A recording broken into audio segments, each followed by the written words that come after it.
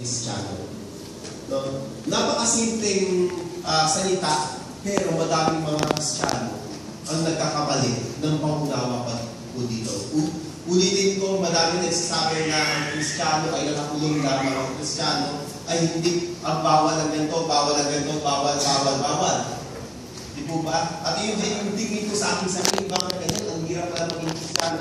Pero ang pagiging Kristiyano ay meron naman kung isang bawal.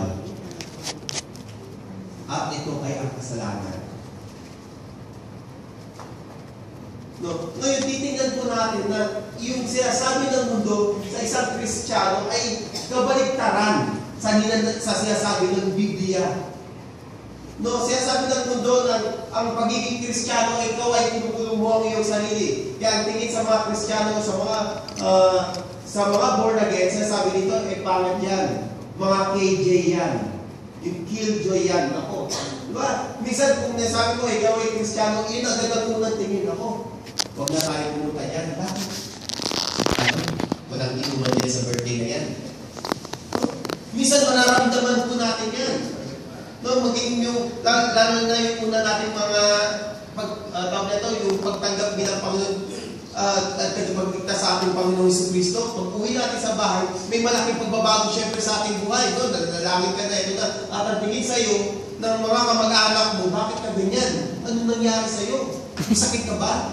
Bibiruin ka dyan. Kaya nangyayari ito ang hirap pamuhay din ng isang Kristiyano. At kaya nga tinatanong, may katanungan, anong ginagawa mo bilang isang Kristiyano o bakit hindi mo maipakita ang pagiging Kristiyano mo dahil ang problema, natatakot ka or distracted tayo sa paligid natin. No, ang tingin kasi sa atin alien na.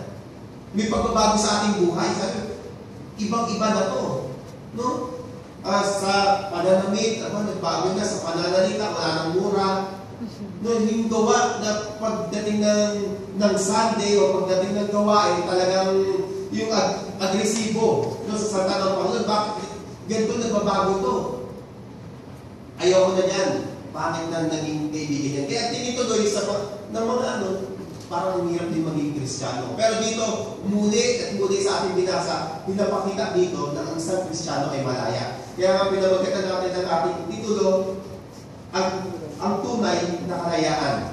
Ang tunay na kalayaan. May makikita po tayong tatlong punto sa ating binasa. Sabi, ano ba yung tunay na kalayaan? No? Ang sinasabi ng mundo, na tayo ay nakakulong lamang. Tayo ay, ang ginagawa lamang ng mga Kristiyano ay maliit lamang. Pero dito, pinapakita mismo ng Biblia at ang Biblia mismo nagtuturo sa atin kung ano ba yung tunay na kalayaan. No? At meron po tayong tatlong puntos na makikita po dito. Ang una po, mababasa po natin sa verse 31 to 33. Sasabi dito sa verse 31, to the Jews who had believed him, Jesus said, if you hold to my teaching, you are really my disciple. Then you will know the truth, and the truth will set you free. No, at dito makikita natin yung unang puntos, alam ang katotohanan. Alam ang katotohanan. Ang tunay na kalayaan ay alam ang katotohanan. Paano po natin masasabi bilang isang Pilipino na tayo ay malaya na? Kung di natin lubos na naunawaan kung ano yung history natin, ano yung tunay? Tayo ba talaga ay malaya na o hindi pa? Kung malaya tayo, bakit meron sa likod natin may ibang bansa na kumokontrol sa ating buhay? Na kumokontrol sa ating mga desisyon? Tapos sabihin mo malaya ka. No, alam po natin sa mga balita ngayon, no, ng ating papasok na presidente, na sinasabi, dapat hindi ganyan ang inyong sasabihin. At ang ibang bansa na ngayon nagsasabi ngayon, sinasabi pa natin na tayo ay malaya na kung tayo ay sumusunod lagi sa kanila. So, hindi ko po sinasabi na huwag tayong sumunod sa sinasabi nila. Pero pinapakita lamang po natin dito yung kalayaan na kaya natin gawin yung gusto natin. Kasi ito yung alam natin ay pag ikaw undan natin bilang isang mga Pilipino.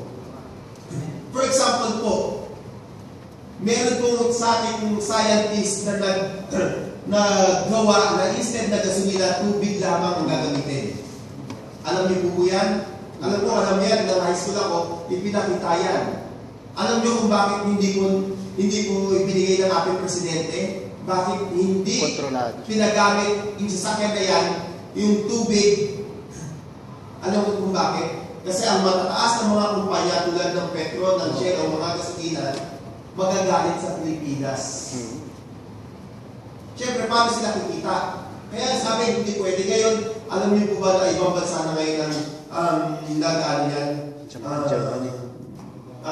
Gumagamit ng sasakyan na yun. Isang nakakalungkot na ibig sabihin lamang na nagpapakita ang kalayaan sa atin ay hindi pa lubos. Maaaring malaya tayo sa mga bagay na mga ibang desisyon pero hindi lahat. Meron pa rin kumokontrol sa atin. So dito, bilang isang Kristiyano, kailangan alam po natin, tayo ba talaga ay malaya? Kung alam natin yung kalayaan,